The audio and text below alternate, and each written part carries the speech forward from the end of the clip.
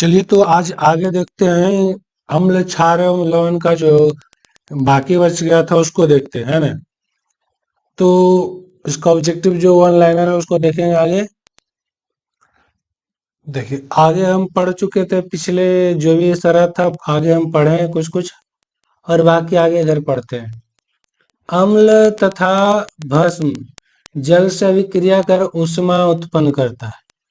अम्ल और भस्म आपस में अभिक्रिया करके क्या उत्पन्न करता है? ऊष्मा उत्पन्न करता है।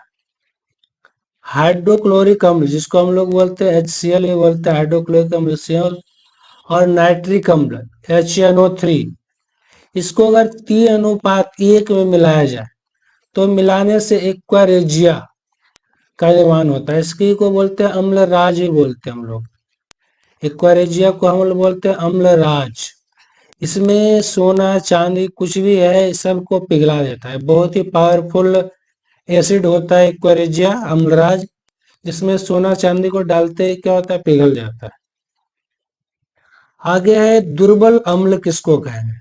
तो वैसे अम्ल जो जल में सिर्फ आंशिक रूप से घुलता है। सिर्फ कैसे? आंशिक रूप से घुलेगा और घुल करके हाइड्रोजन आयन देगा, तो उसको हम बोलेंगे दुर्बल अम्ल।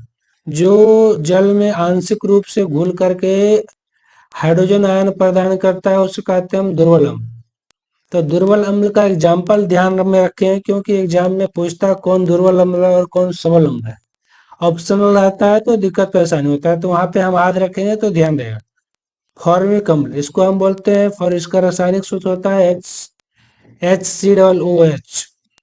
एसिटिक अम्ल CH3COOH। बेंजोइक अम्ल C6H5COOH। उसके बाद नाइट्रस अम्ल HNO2। सल्फ्यूरिक अम्ल H2SO3। सल्फ्यूरस अम्ल सल्फ्यूरस अम्ल। सल्फ्यूरिक अम्ल सबल, आपका सबल अम्ल हो जाता है, जबकि ये सल्फ्यूरस अम्ल एक दुर्बल अम्ल है। फास्फोरिक अम्ल H3PO4, ये भी आपका एक दुर्बल अम्ल है। उसी प्रकार से एक है कार्बोनिक अम्ल H2CO3। इसका तो प्रश्न में ऑब्जेक्टिव में पूछता भी है, कार्बोनिक अम्ल का रासायनिक सूत्र क्या होता है? तो H2CO3 ये दुर्बल अम्ल का एग्जाम्पल है। तो ध्यान रखेंगे दुर्बल अम्ल में कौन कौन होता है? फॉर्मिक अम्ल, एसिटिक अम्ल, बेंजोइक अम्ल, नाइट्रस अम्ल, सल्फ्यूरस अम्ल।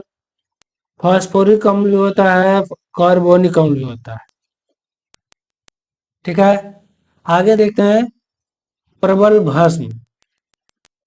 प्रबल भस्म जो क्या है, जल में घुल करके, जल में घुलेगा और जल में घुलने के बाद पूर्णतः घुल जाए और घुल करके हमको हाइड्रोक्साइड OH आयन देता है। क्या देता है? OH आयन देता है। उसको हम बोलते हैं प्रबल अम्ल बोलते हैं, तो प्रबल भस्म बोलते हैं। जो पूर्णतः जल में घुल करके क्या हाइड्रोक्साइड OH देता है उसको हम बोलते हैं भस्म, प्रबल भस्म। इसका एग्जाम्पल में देखेंगे तो आपको हो जाएगा सोडियम हाइड्रोक्साइड NaOH, प्रबल भस्म है। पोटेशियम हाइड्रोक्साइड, पोटेशियम हाइड्रोक्साइड आपका होगा KOH। रासायनिक फार्मूला याद रखें, calcium hydroxide, calcium hydroxide CaOH का होल 2, ये भी आपका प्रबल भस्म का उदाहरण है। तो प्रबल भस्म में आपका होगा सोडियम हाइड्रोक्साइड, पोटेशियम हाइड्रोक्साइड और कैल्शियम हाइड्रोक्साइड। इसको ध्यान में रखेंगे। उसके बाद है दुर्बल भस्म, जो वैसा भस्म जो जल में घुले और आंशिक रूप से घुले। कैसा घुले? आंशिक रूप से घुले और आंशिक रूप से घुल करके आपको हाइड्रोक्साइड आयन प्रदान करता है, उसको हम बोलते हैं दुर्बल भस्म। और जो पूर्णतः घुल जाए ना, पूरा पूरा घुल जाता है, पूर्णतः घुल जाता है, उसको बोलते हैं सबल अम्ल या प्रबल अम्ल बोलते हैं, प्रबल भस्म बोलते हैं, सॉरी। देखेंगे इसका कुछ एग्जाम्पल दुर्बल अम्ल, दुर्बल भस्म का। Ammonium hydroxide NH4OH। Magnesium hydroxide, magnesium hydroxide का हो गया MgOH का होल ट्वाइस। उसी प्रकार से हो गया एल्युमिनियम हाइड्रोक्साइड Al2OH का होल थ्राइस। ठीक है, Al2OH का होल थ्राइस है सब दुर्बल भस्म का उदाहरण, दुर्बल क्षार है या भस्म है। हमारे पेट का जो हाइड्रोक्लोरिक अम्ल पाया जाता है, जो भोजन को अक्सर पचाने में मदद करता है, इसका pH मान 1 होता है। हाइड्रोक्लोरिक अम्ल का जो पीएच मान होता है कितना होता है, 1 होता है। पीएच स्केल का खोज सोरेनसन नामक वैज्ञानिक ने 1909 में किया था। पीएच स्केल जो है उसका खोज कौन किया था, सोरेनसन किया था, 1909 में किया था। ठीक है ना। आगे है पीएच स्केल का जो परिसर होता है वो 0 से लेकर के 14 तक होता है। स्केल का जो परिसर होता है 0 से स्टार्ट होगा और 14 तक जाएगा।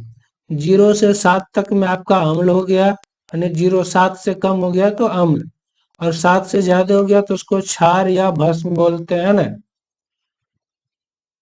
आगे देखते हैं हमारे जो मुंह है, इसका पीएच मान आपका 5.5 होता है। इससे कम होने पे दंत वलक क्षतिग्रस्त होने लगता है, यानी कि हमारे जो में मुख में जो दांत होता है ना, 5.5 से पीएच मान अगर कम होगा तो दांत धीरे धीरे क्षतिग्रस्त होने लगता है। अक्सर जो लोग खाना वगैरह खाते हैं और अपना मुंह वगैरह जो ढंग से ब्रश करके साफ नहीं करते हैं तो उनका मुंह जो है अम्लीय हो जाता है। अम्लीय होने के कारण क्या होता है, धीरे धीरे दांत पीला पड़ के क्षतिग्रस्त होना शुरू हो जाता है। इसलिए सब लोग अपना जो दांत है बढ़िया से ब्रश करें उसमें, ताकि कि दांत समय से पहले नष्ट ना हो। आगे शारीरिक परिश्रम करने से लैक्टिक अम्ल बनता है। हम लोग खूब मेहनत करते हैं, खूब दौड़ते हैं या खूब हार्ड वर्क करते हैं तो लैक्टिक अम्ल बनता है, जो हमारे शरीर की मांसपेशियों में मांसपेशियों में दर्द उत्पन्न कर देता है। लैक्टिक अम्ल के कारण हमारे मांसपेशियों में दर्द उत्पन्न हो जाता है। अक्सर हम लोग जब ज्यादा काम उम करते हैं तो इससे क्या होता है, शरीर में बहुत सारा दिक्कत परेशानी होना शुरू हो जाता है। हाथ पैर खूब दर्द करना शुरू कर देता है, जिसको हम लोग आम भाषा में बोलते हैं पैर हाथ बहुत खींच रहा है। तो वो किसके कारण होता है, लैक्टिक अम्ल के बनने के कारण हमारे शरीर में। मिट्टी के अत्यधिक अम्लता रहने पर, मिट्टी जो है अत्यधिक अम्लता रहने पर उसमें कली चूना या भखरा चूना डाल करके उसका पीएच मान हम नियंत्रित करते हैं। जो भी कोई खेत है, खेत अम्लीय हो जाता है तो उसमें हम चूना डालते हैं और भकर या फिर भखरा चूना डाल करके क्या करते हैं, उसको नियंत्रित करते हैं उसका पीएच, ताकि उसमें फसल लगाए तो बढ़िया से हो सके। आगे देखिए वो कह रहा है कि नेटल एक प्रकार के एक पत्ते के डसने से खुजली होती है। नेटल के जो पत्ता अगर गलती से हाथ वगैरह में सट सट जाता है तो सटने से क्या होता है, हमारे हाथों में खुजली वगैरह होने लगती है। उसका रीजन है उसमें फॉर्मिक अम्ल पाया जाता है। फॉर्मिक अम्ल के कारण हमारे हाथों में खुजलाहट होने लग जाता है। जैसे चींटी काटता है तो भी खुजलाहट होना शुरू हो जाता है, उसमें भी फॉर्मिक अम्ल होता है। इसे दूर करने के लिए डॉग के पौधे के पत्ती को रगड़ा जाता है। जो आपका क्षारीय होता है, डॉग के जो पौधा होता है उसका जो पत्ती होता है क्षारीय होता है, उसको जब उस पर रगड़ते हैं तो अम्ल और क्षार दोनों आपस में अभिक्रिया करके क्या उदासीन हो जाता है, जिससे क्या है खुजलाहट धीरे धीरे कम हो जाता है, खत्म हो जाता है। आगे देखिए कह रहा है समुद्री जल से बाष्पीकरण द्वारा हम साधारण नमक प्राप्त करते हैं। समुद्र के जल को बाष्पीकरण करते हैं, उसके द्वारा हमको साधारण नमक मिल जाता है, NaCl मिल जाता है। ठीक है ना।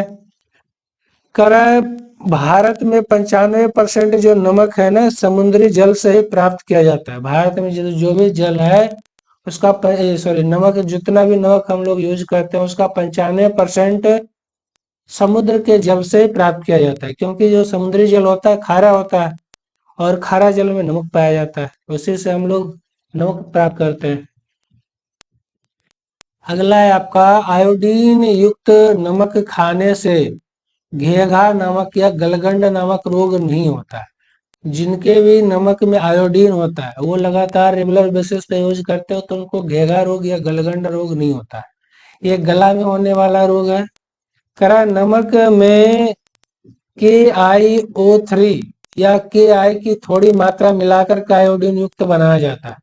जो हम सबके घरों में जो नमक उपलब्ध होता है वो आयोडीन युक्त होता है। इसमें क्या चीज मिलाते हैं, KiO3 है ना, या फिर Ki पोटेशियम आयोडाइड मिलाते हैं, या फिर पोटेशियम पोटेशियम आयोडाइड के अलावा KiO3 को मिलाते हैं, जिससे हमारा के जो नमक है कैसा हो जाता है, आयोडीन युक्त हो जाता है। आगे देखिए सोडियम हाइड्रोक्साइड जिसको बोलते हैं हम लोग NaOH को क्लोर एल्कली विधि द्वारा बनाया जाता है। इसको ध्यान में रखेंगे। सोडियम हाइड्रोक्साइड जो है इसको क्लोर एल्कली विधि द्वारा बनाया जाता है। इसका उपयोग हम लोग साबुन बनाने या बर्जक बनाने में यूज करते हैं। अपमर्जक या साबुन बनाने में NaOH का यूज करते हैं हम लोग। Na जो OH है इसका भरपूर यूज हम कहाँ करते हैं, नमक और अपमर्जक बनाने में करते हैं। इसको क्लोर एल्कली विधि द्वारा बनाया जाता है। इस बात को ध्यान रखेंगे। ये वन लाइनर में बराबर क्वेश्चन पूछा गया है बोर्ड एग्जाम में। आगे क्लोरीन गैस का उपयोग कपड़ों एवं कागजों को विरंजित करने यानी कि साफ करने में किया जाता है। और इसका उपयोग हम लोग कीटाणुनाशक तथा विरंजक चूर्ण के बनाने में भी करते हैं। जो क्लोरीन गैस है उसका उपयोग हम लोग कपड़ा या फिर कागज को विरंजित करने में इसका यूज करते हैं, या फिर कीटाणुनाशक हो गया या फिर विरंजक चूर्ण जो हम अपने आसपास नाली वगैरह में छिड़कते हैं जिससे जीवाणु वगैरह नष्ट हो जाता है ना। तो क्लोरीन गैस का यूज हम लोग करते हैं जनरली विरंजक चूर्ण बनाने में, कीटाणुनाशक में, और कागज और कपड़ा को विरंजित करने में, साफ करने में करते हैं। अगला है सोडियम बाइकार्बोनेट NaHCO3 को खाने वाला सोडा भी कहा जाता है। NaHCO3 को हम खाने वाला सोडा या कास्टिक सोडा भी कास्टिक सोडा कहते हैं, खाने वाला सोडा कहते हैं। सॉरी, कास्टिक सोडा नहीं, पोटेशियम हाइड्रोक्साइड या खाने वाला soda, sodium bicarbonate, sorry, sodium bicarbonate NaOH जिसको हम लोग खाने वाला सोडा कहते हैं। सोडियम बाइकार्बोनेट को अमोनिया विधि या साले विधि द्वारा तैयार किया जाता है। तो इसको भी ध्यान रखेंगे कि कौन सा विधि से तैयार किया जाता है। तो अमोनिया विधि या साले विधि द्वारा आपका सोडियम बाइकार्बोनेट NaHCO3 का निर्माण किया जाता है। ठीक है ना, ये ध्यान में रखें क्योंकि ये सारा जो है बनाने वाला जो विधि है अक्सर अग्निशमक यंत्रों में कार्बन डाइऑक्साइड गैस जो है आपका सोडियम बाइकार्बोनेट और सल्फ्यूरिक अम्ल के आपस में अभिक्रिया करने से प्राप्त होता है। तो इसको देख लेते हैं। यहाँ पे इसका रिएक्शन आपका NaHCO3 प्लस आपका H2SO4, ये दोनों आपस में अभिक्रिया करता है। उसके बाद बनाएगा Na2SO4, सोडियम सल्फेट बनाता है, और CO2 कार्बन डाइऑक्साइड गैस बनाएगा, और H2O जल बनाता है। ये तीनों बनाता है। तो हमको इसमें कार्बन डाइऑक्साइड गैस का उपयोग करते हैं। अग्निशमन में किसका उपयोग करते हैं, कार्बन डाइऑक्साइड गैस का उपयोग करते हैं जो आग को बुझाने में मदद करता है। तो बात समझ आ गया होगा कि हम लोग जो अग्निशमक में कौन दो यौगिक का यूज करते हैं, तो सोडियम बाइकार्बोनेट और सल्फ्यूरिक अम्ल का उपयोग करते हैं, जिससे हमको कार्बन डाइऑक्साइड गैस CO2 मिल जाता है। सोडियम कार्बोनेट को धोने वाला सोडा कहा जाता है। सोडियम कार्बोनेट का सूत्र होता है, रासायनिक सूत्र Na2CO3 × 10H2O होता है। सोडियम कार्बोनेट का जो रासायनिक सूत्र होता है Na2CO3 है ना। अगला है अनाद्र सोडियम कार्बोनेट, अनाद्र सोडियम बाइकार्बोनेट, या इसको सोडा एस भी कहते हैं। अनाद्र सोडियम कार्बोनेट को हम क्या बोलते हैं, सोडा एस भी कहते हैं। जो आपका अनाद्र सोडा है इसका उपयोग हम लोग कपड़ा धोने में, प्रयोगशाला में अपमर्जक के रूप में उपयोग करते हैं। कांच एवं कागज तथा साबुन बनाने में भी इसका उपयोग किया जाता है। सोडियम कार्बोनेट का उपयोग हम लोग कपड़ा धोने, प्रयोगशाला में अभिकर्मक के रूप में कांच या कागज तथा साबुन बनाने के काम में इसका उपयोग करते हैं। अगला है जल के अस्थायी खारापन को दूर करने के लिए सोडियम कार्बोनेट का उपयोग किया जाता है। जो जल का जो अस्थायी खारापन होता है उसको दूर करने के लिए हम लोग सोडियम कार्बोनेट का उपयोग करते हैं। विरंजक चूर्ण किसको कहते हैं, तो कह रहा है शुष्क बुझे चूने को 40 डिग्री सेल्सियस पर गर्म करने पर क्लोरीन गैस प्रवाहित किया जाता है। जब शुष्क जो आपका शुष्क बुझे चूना होता है उसको 40 डिग्री सेंटीग्रेड गर्म करके जब उस पर हम क्लोरीन गैस को प्रवाहित करते हैं तो उससे हमको व्यंजक चूर्ण प्राप्त हो जाता है। और व्यंजक चूर्ण का उपयोग हम लोग कहाँ कहाँ करते हैं आप लोग जानते ही हो। इसका यूज हम लोग करते हैं नदी नालियों को में कीटाणु को नष्ट करने के लिए या कपड़ा वगैरह को विरंजित करने में, कागज को विरंजित करने में इसका यूज करते हैं। करा व्यंजक चूर्ण जो होता है सफेद होती है जिससे क्लोरीन का गंध आता है। क्योंकि इसमें क्लोरीन गैस मिलाया जाता है व्यंजक चूर्ण में, मुख्यतः ये क्लोरीन का बना होता है इसलिए इससे क्लोरीन गैस का गंध आता है। इसका उपयोग कीटाणु नाशक कागज एवं कपड़ों को विरंजित करने में किया जाता है, या फिर क्लोरीन या फिर क्लोरोफॉर्म बनाने में किया जाता है। क्लोरोफॉर्म वगैरह बनाने में उपयोग किया जाता है। डॉक्टर साहब इसका खूब यूज करते हैं, डॉक्टर को जो पेशेंट वगैरह होता है उसको बेहोश करने में। आगे आपका है plaster of Paris. Plaster of Paris CaOH का whole two into half H2O इसका रासायनिक सूत्र होता है। इसको हम लोग बोलते हैं calcium sulphate hemihydrate. Calcium sulphate hemihydrate भी बोलते हैं प्लास्टर ऑफ पेरिस को। CaSO4 इंटू हाफ H2O है ना, बात को ध्यान में रखेंगे। प्लास्टर ऑफ पेरिस जो है इसका उपयोग हम लोग मूर्ति बनाने में, शल्य चिकित्सा में, टूटी हड्डियों को जोड़ने में इसका उपयोग किया जाता है। टूटी शल्य चिकित्सा के अंदर ही आता है। टूटी हड्डी को जोड़ना हो तो शल्य चिकित्सा के अंतर्गत ही आता है। तो हम लोग टूटी हड्डियों को जोड़ने, मूर्ति वगैरह बनाने में इसका उपयोग करते हैं। ठीक है, आगे देख लेते हैं कुछ अम्ल है जो हमारे इम्पोर्टेंट है एग्जाम के पर्पज से। उसका पीएच मान कितना होता है। जैसे आपका हो गया अमाशय रस जिसको हम लोग बोलते हैं HCl हाइड्रोक्लोरिक अम्ल भी बोलते हैं। HCl हाइड्रोक्लोरिक अम्ल भी बोलते हैं इसको, हाइड्रोक्लोरिक अम्ल।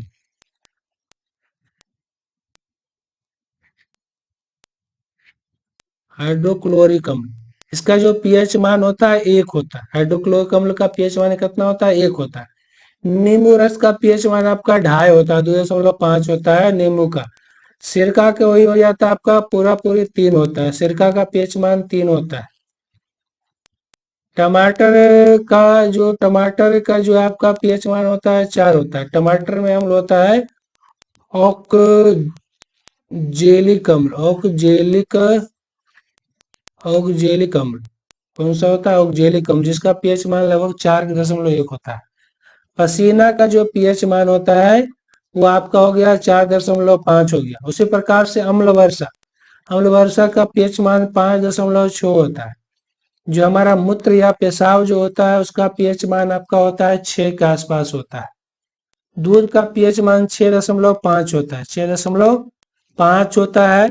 शुद्ध जल का पीएच मान जो होता है बिल्कुल एकदम फुल्ली जो प्योर एकदम जल होता है शुद्ध जल, उसका पीएच मान 7 होता है। जबकि आंसू ये भी एक प्रकार का जल ही है।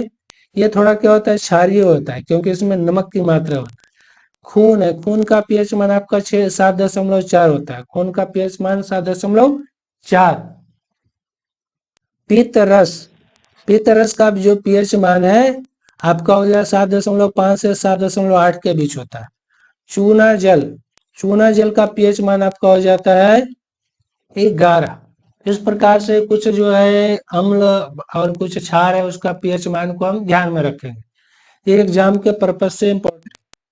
आगे अब देख लेते हैं कौन से पदार्थ में कौन सा अम्ल उपस्थित होता है। नींबू या संतरा में आपका होता है सिट्रिक अम्ल। नींबू या संतरा में कौन सा सिट्रिक अम्ल होता है? सेब में मैलिक अम्ल पाया जाता है। सेब में कौन सा अम्ल होता है? मैलिक अम्ल होता है। इमली में टार्टरिक अम्ल होता है। इमली में टार्टरिक अम्ल होता है। सिरका, सिरका में आपका एसिटिक अम्ल होता है। इमली और अंगूर में टार्टरिक अम्ल होता है, सिरका में एसिटिक अम्ल होता है। दूध और दही में आपको जो होता है लैक्टिक अम्ल होता है। दूध दही में लैक्टिक अम्ल। और अभी टमाटर में बताया जाता है, टमाटर में आपको होता है ऑक्जेलिक अम्ल पाया जाता है। टमाटर में ऑक्जेलिक अम्ल। अमाशय रस जिसको हम लोग हाइड्रोक्लोरिक अम्ल बोलते हैं, अमाशय रस में आपका हाइड्रोक्लोरिक अम्ल पाया जाता है, HCl पाया जाता है। चाय में टैनिक अम्ल पाया जाता है। चाय में कौन सा अम्ल होता है? टैनिक अम्ल होता है, चाय में टैनिक अम्ल। और विटामिन सी जो है आपका, इसमें एस्कॉर्बिक अम्ल पाया जाता है, विटामिन सी में एस्कॉर्बिक अम्ल पाया जाएगा। और जो हमारा प्रोटीन है, प्रोटीन में क्या पाया जाता है, एमिनो अम्ल होता है। प्रोटीन जो हमारा बनता है एमिनो अम्ल से बनता है। सोडा वाटर जिसको हम लोग क्या कोल्ड ड्रिंक वगैरह भी कहते हैं, अक्सर कोका कोला ये सब पीते हैं, इसमें कार्बोनिक अम्ल होता है। सोडा वाटर में क्या होता है, कार्बोनिक अम्ल होता है, H2CO3, ठीक है, H2CO3 होता है कार्बोनिक अम्ल का रासायनिक सूत्र। तो चलिए, आपका जो चैप्टर 2 है अम्ल क्षारक एवं लवण जो है ये समाप्त होता है। फिर इसका अगला चैप्टर का ऑब्जेक्टिव देखते हैं। तब तक के लिए धन्यवाद, जय हिंद। और अगर ये चैनल अगर वीडियो आपको लग रहा हो तो वीडियो को लाइक और चैनल को सब्सक्राइब कर लें, और साथ ही अपने सहपाठियों को शेयर भी करें।